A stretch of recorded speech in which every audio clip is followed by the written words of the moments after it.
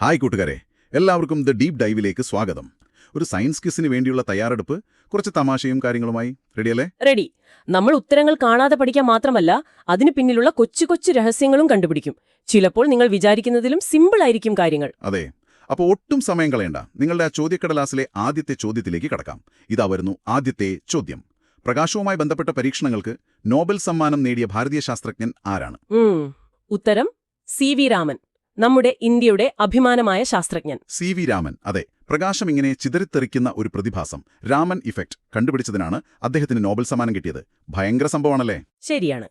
1930-ൽ ഭൗതിക ശാസ്ത്രത്തിലാണ് അദ്ദേഹത്തിന് ഈ വലിയ ബഹുമതി ലഭിച്ചത്. ഒരു മാധ്യമത്തിലൂടെ പോകുമ്പോൾ പ്രകാശത്തിന് എന്ത് സംഭവിക്കുന്നു എന്നതായിരുന്നു പഠനം. ഓക്കെ, ഇനി അടുത്ത ചോദ്യം. മഴവില്ലിൽ എത്ര നിറങ്ങളുണ്ട്? നമ്മളെപ്പോഴും കാണുന്നതാണല്ലോ. കൃത്യമായി പറഞ്ഞാൽ 7 നിറങ്ങൾ. 7.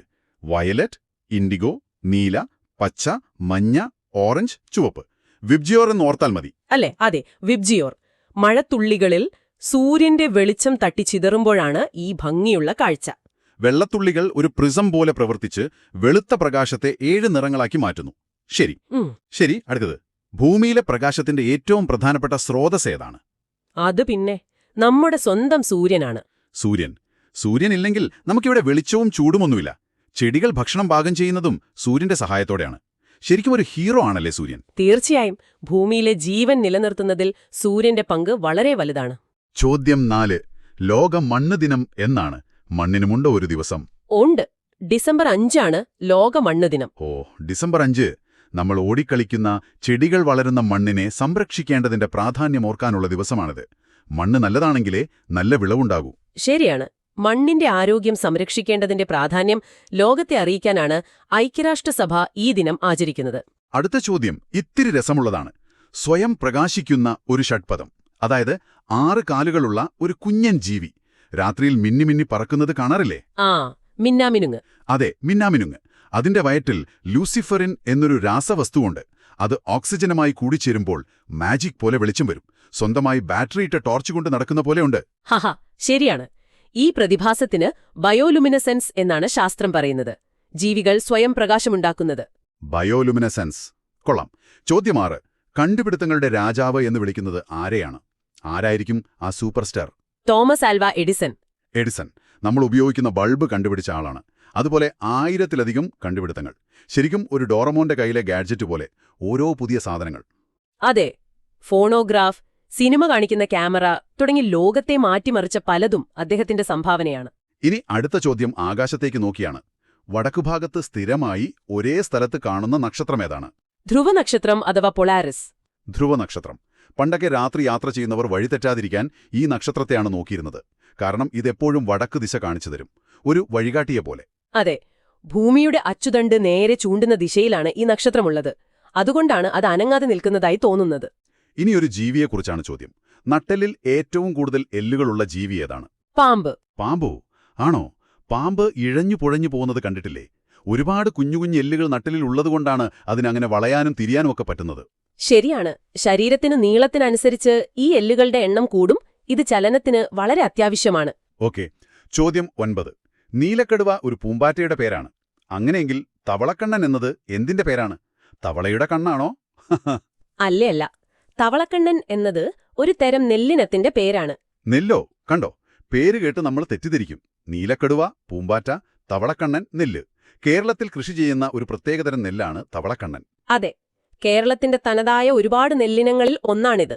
അടുത്ത ചോദ്യം വായിൽ വെള്ളമൂർന്നൊരു ചോദ്യമാണ്. ഏറ്റവും വലിയ ഫലമേതാണ്? നമ്മുടെ സ്വന്തം ചക്ക. ചക്ക. ഹോ, കേരളത്തിന്റെ ഔദ്യോഗിക ഫലം കൂടിയാണ്.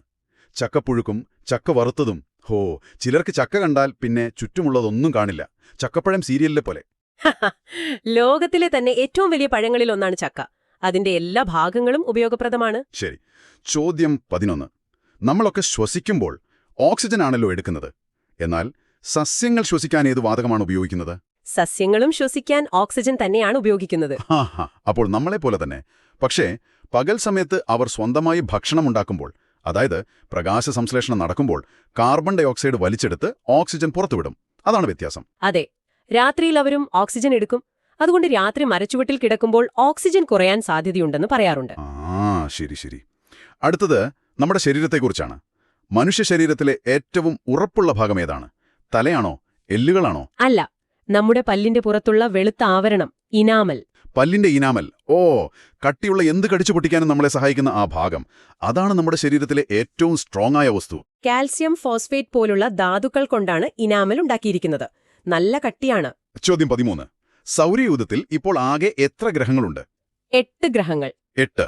ബുധൻ, ശുക്രൻ, ഭൂമി, ചൊവ്വ, വ്യാഴം, ശനി, യുറാനസ്, നെപ്റ്റ്യൂൺ.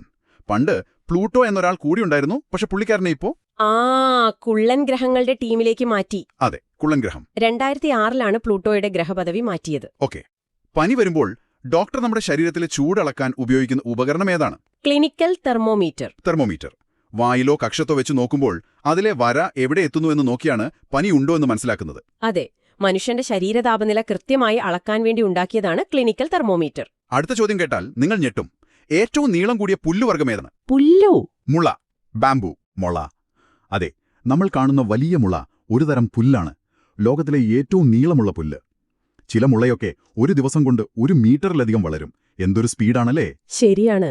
ലോകത്തിലെ ഏറ്റവും വേഗത്തിൽ വളരുന്ന സസ്യങ്ങളിലൊന്നാണ് മുള.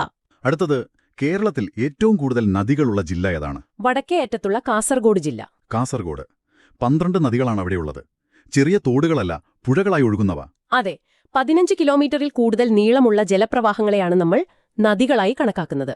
ആ കണക്കിൽ കാസർഗോഡാണ് ഒന്നാമത്. ഓക്കെ. ചോദ്യം 17. കമ്പ്യൂട്ടർ കണ്ടുപിടിച്ചതാര്? നമ്മുടെയെല്ലാം ജീവിതം മാറ്റിയ ആ ഉപകരണം. Charles Babbage. അദ്ദേഹത്തെ കമ്പ്യൂട്ടറിന്റെ പിതാവ് എന്ന് വിളിക്കുന്നു. Charles Babbage. അദ്ദേഹം ഉണ്ടാക്കിയ ആദ്യത്തെ കമ്പ്യൂട്ടറുകൾ ഇന്നത്തെ പോലെ ലാപ്ടോപ്പോ ഫോണോ ഒന്നുമല്ലായിരുന്നു. ഒരു മുറിയോളം വലിപ്പമുള്ള ഭീമൻ യന്ത്രങ്ങളായിരുന്നു. അതെ, അദ്ദേഹത്തിന്റെ ഡിഫറൻസ് എഞ്ചിൻ, അനലിറ്റിക്കൽ എഞ്ചിൻ എന്നിവയാണ് ഇന്നത്തെ കമ്പ്യൂട്ടറുകളുടെ തുടക്കമെന്ന് പറയാം. ഇനി സൂര്യനിൽ നിന്നുള്ള അപകടകാരികളായ അൾട്രാവയലറ്റ് രശ്മികളിൽ നിന്ന് നമ്മളെ രക്ഷിക്കുന്ന ഒരു പാളിയുണ്ട് അന്തരീക്ഷത്തിൽ. ഓസോൺ പാളി. ഈ ഓസോൺ പാളിയെ സംരക്ഷിക്കാൻ ഒരു ദിനമുണ്ട്. അതെപ്പോഴാണ്? സെപ്റ്റംബർ 16, ലോക ഓസോൺ ദിനം. സെപ്റ്റംബർ 16. ഓസോൺ നമ്മുടെ ഭൂമിയുടെ ഒരു കുട പോലെയാണ്. ആ കുടയ്ക്ക് ഓട്ട വീഴാതെ നമ്മൾ സൂക്ഷിക്കണം. അതിന് നമ്മൾ ചെയ്യുന്ന കാര്യങ്ങൾ ശ്രദ്ധിക്കണം, അല്ലേ? തീർച്ചയായും. ഓസോൺ പാളിക്ക് ദോഷം ചെയ്യുന്ന വാതകങ്ങളുടെ ഉപയോഗം കുറയ്ക്കാൻ ലോകരാജ്യങ്ങൾ ഒരുമിച്ചെടുത്ത തീരുമാനത്തിന്റെ ഓർമ്മദിനമാണ് സെപ്റ്റംബർ 16. Montreal protocol. ശരി. ചോദ്യം 19. ഇന്ത്യൻ ഹരിത വിപ്ലവത്തിന്റെ പിതാവ് എന്നറിയപ്പെടുന്നത് ആരെയാണ്? ഇന്ത്യയിൽ ധാരാളം ഭക്ഷ്യധാന്യങ്ങൾ ഉൽപ്പാദിപ്പിക്കാൻ സഹായിച്ച വ്യക്തി. Doctor MS Swaminathan. MS Swaminathan. പണ്ട് ഇന്ത്യയിൽ ഒരുപാട് പേർക്ക് ആവശ്യത്തിന് ഭക്ഷണം കിട്ടാത്ത അവസ്ഥയുണ്ടായിരുന്നു. അന്ന് നല്ല കൃഷിരീതികളും മികച്ച വിത്തുകളും കൊണ്ടുവന്ന് ധാരാളം വിളവുണ്ടാക്കാൻ സഹായിച്ച വലിയ മനുഷ്യനാണ് അദ്ദേഹം.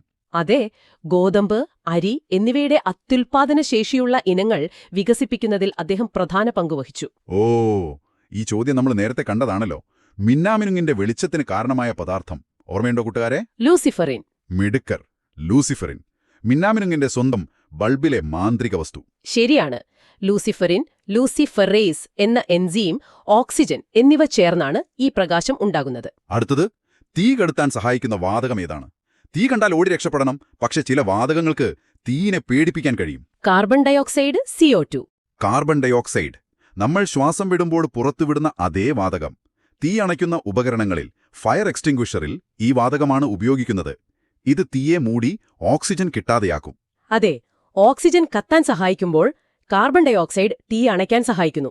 റബ്ബർ മരങ്ങളെക്കുറിച്ചും റബ്ബറിനെക്കുറിച്ചുമൊക്കെ ഗവേഷണം നടത്തുന്ന ഇന്ത്യയിലെ പ്രധാന സ്ഥാപനം എവിടെയാണ്?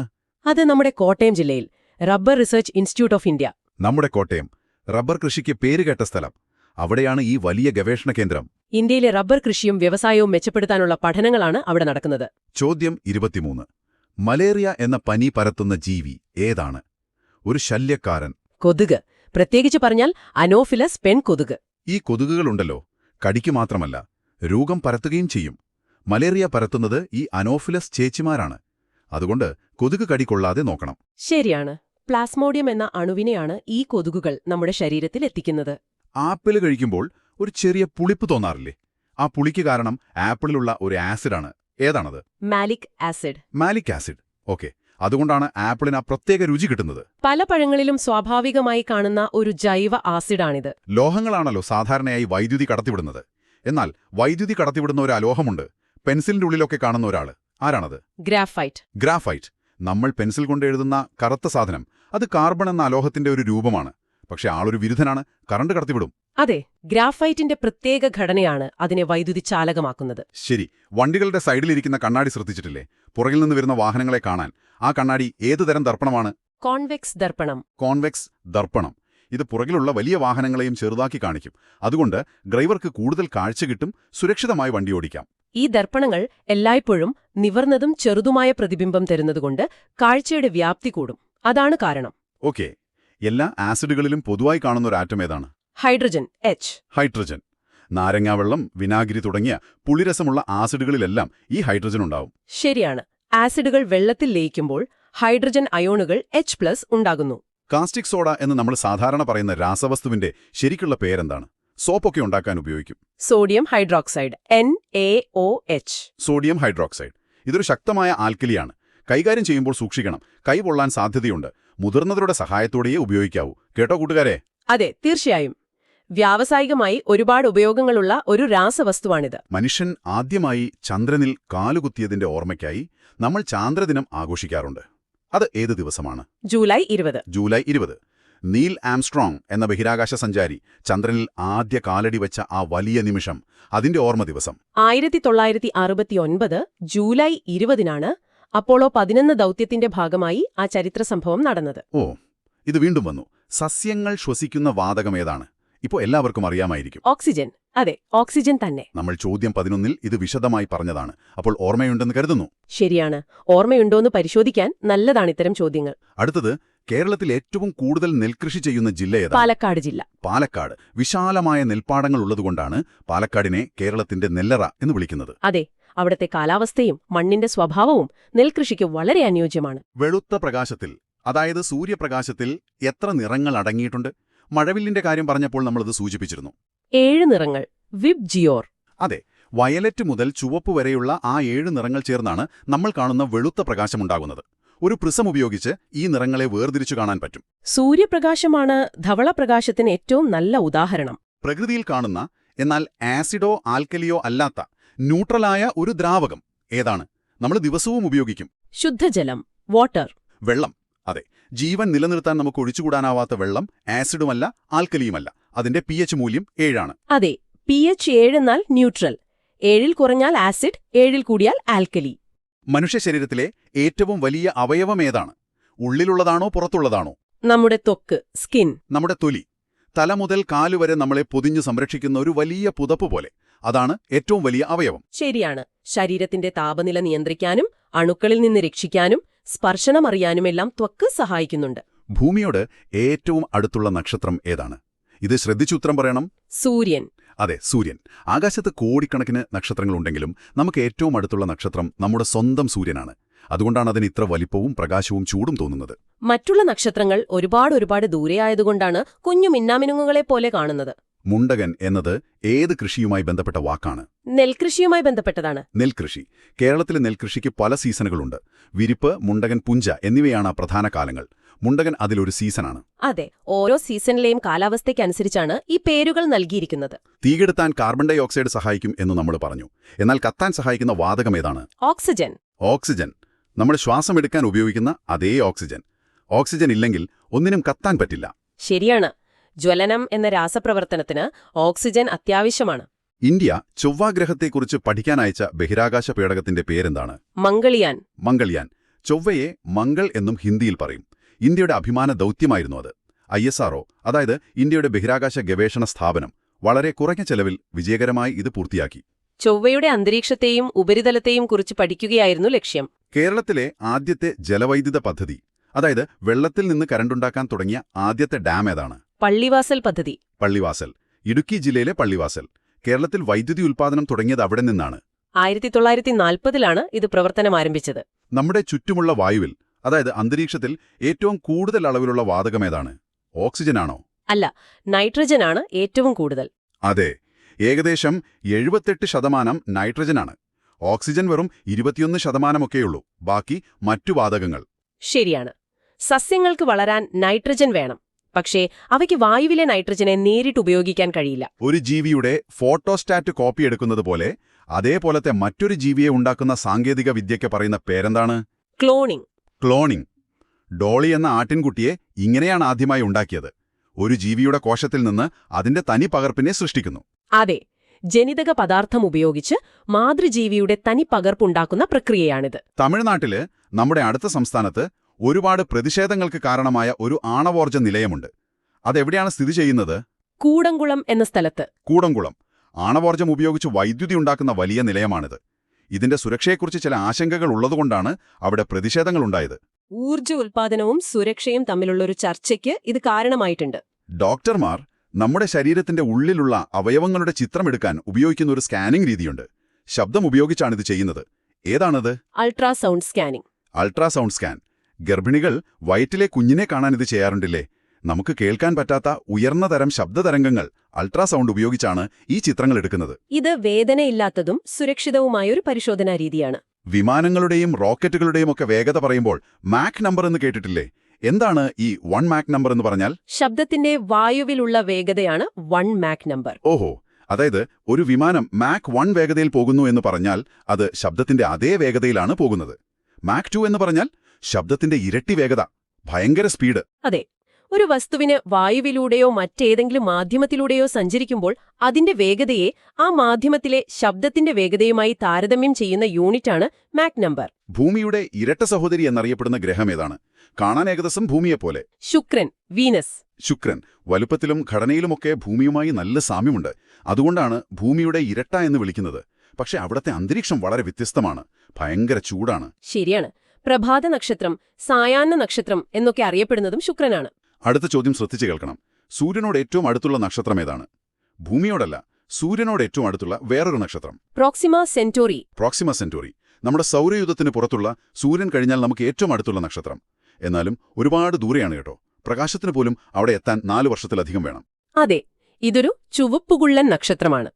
കീടനാശിനികൾ അമിതമായി ഉപയോഗിക്കുന്നതിന്റെ ദോഷങ്ങളെക്കുറിച്ച് പറയുന്ന റേച്ചൽ കാർസൺ എഴുതിയ വളരെ പ്രശസ്തമായൊരു പുസ്തകമുണ്ട്. ഏതാണത്? നിശബ്ദ വസന്തം. Silent spring. നിശബ്ദ വസന്തം. ഈ പുസ്തകം കാരണം ലോകത്ത് പരിസ്ഥിതി സംരക്ഷണത്തെക്കുറിച്ച് വലിയ ചർച്ചകളുണ്ടായി. കീടനാശിനികൾ പക്ഷികളെയും പ്രാണികളെയും എങ്ങനെ ഇല്ലാതാക്കുന്നുവെന്ന് ഇത് വിവരിച്ചു. ആധുനിക പരിസ്ഥിതി പ്രസ്ഥാനത്തിന് വലിയ പ്രചോദനമായ പുസ്തകമാണിത്. ഇന്ദുചൂടൻ എന്ന പേരിൽ കേരളത്തിലെ പക്ഷികളെക്കുറിച്ച് ഒരുപാട് എഴുതിയ പ്രശസ്തനായ പക്ഷി നിരീക്ഷകൻ ആരാണ്? കെ നീലകണ്ഠൻ. കെ നീലകണ്ഠൻ. അദ്ദേഹം ഇന്ദുചൂടൻ എന്ന തൂലികാനാമത്തിലാണ് അറിയപ്പെട്ടിരുന്നത്. കേരളത്തിലെ പക്ഷികൾ എന്ന അദ്ദേഹത്തിന്റെ പുസ്തകം വളരെ പ്രശസ്തമാണ്. പക്ഷികളെ സ്നേഹിക്കുന്നവർക്ക് ഒഴിച്ചുകൂടാനാവാത്തൊരു പുസ്തകമാണിത്. ദൈവമേ, ഈ ചോദ്യം വീണ്ടും. ഇന്ത്യൻ ഹരിത വിപ്ലവത്തിന്റെ പിതാവ്. ഇത് 3ാം തവണയാണ്. ഇപ്പോൾ എല്ലാവർക്കും ഉറപ്പായും അറിയാം. Doctor MS Swaminathan. അതെ, ഡോക്ടർ MS സ്വാമിനാഥൻ. അദ്ദേഹത്തിന്റെ പ്രാധാന്യം കൊണ്ടാണ് ഈ ചോദ്യം വീണ്ടും വീണ്ടും വരുന്നത്. ഇന്ത്യയെ ഭക്ഷ്യസുരക്ഷയിൽ സ്വയം പര്യാപ്തമാക്കിയതിൽ അദ്ദേഹത്തിന്റെ പങ്ക് വളരെ വലുതാണ്. ഇതും ആവർത്തനമാണ്. വിരിപ്പ്, മുണ്ടകൻ, പുഞ്ച എന്നിവ ഏത് കൃഷിയുമായി ബന്ധപ്പെട്ട കാലങ്ങളാണ്? നെല്ല് കൃഷി. നെല്ല്. കേരളത്തിലെ വ്യത്യസ്ത നെൽകൃഷി സീസണുകളാണിവ. ഓർമ്മയുണ്ടല്ലോ? മുമ്പ് നമ്മളത് ചർച്ച ചെയ്തതാണ്. ചോദ്യം 36.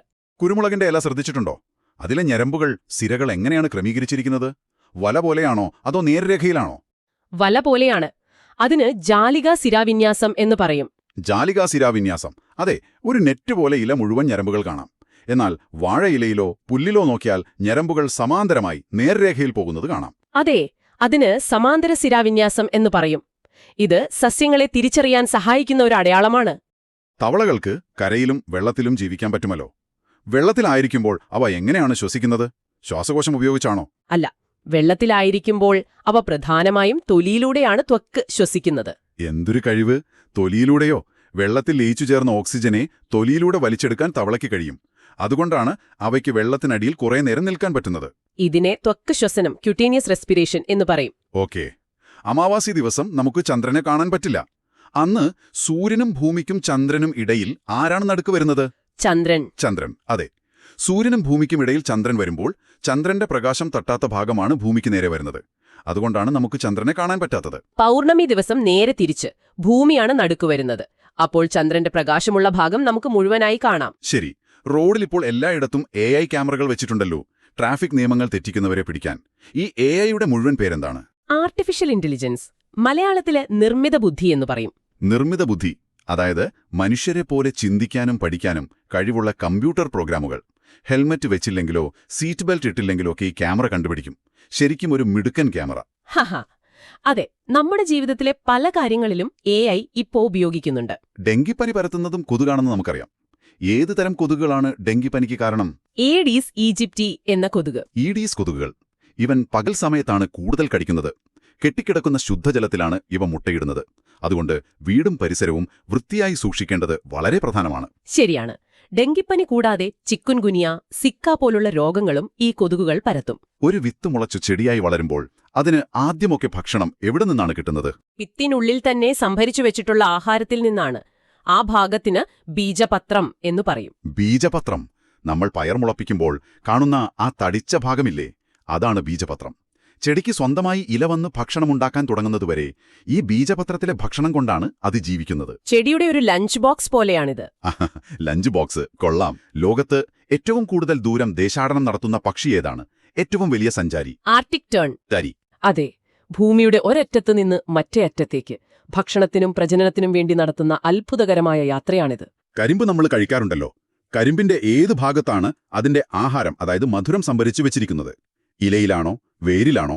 കാണ്ഡത്തിൽ, സ്റ്റെം, അതായത് അതിന്റെ തണ്ടിൽ. തണ്ടിൽ. അതെ, കരിമ്പിന്റെ നീരൂറ്റി കുടിക്കുന്നത് ആ തണ്ടിൽ നിന്നാണല്ലോ.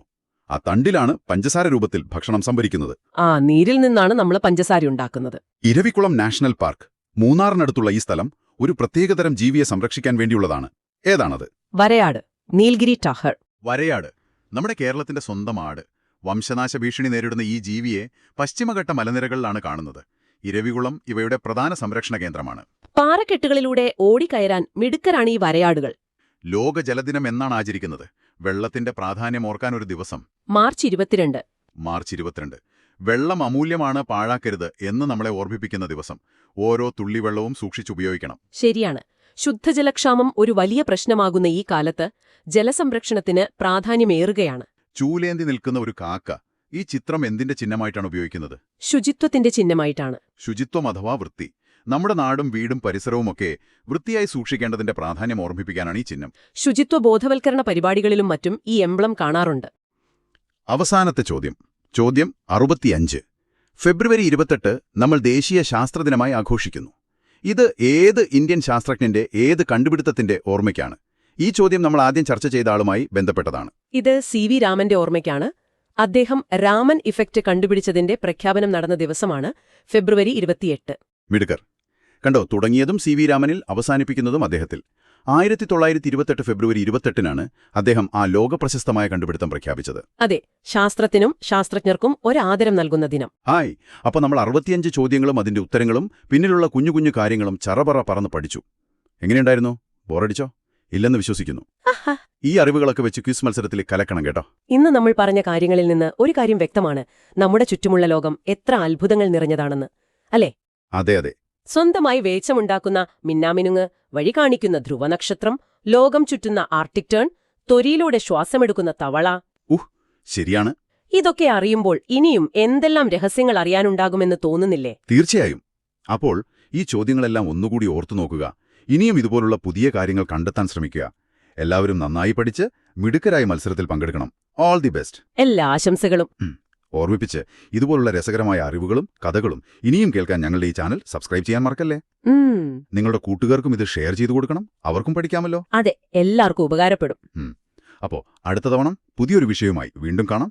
അതുവരെ എല്ലാവർക്കും Tata, bye bye. Bye bye.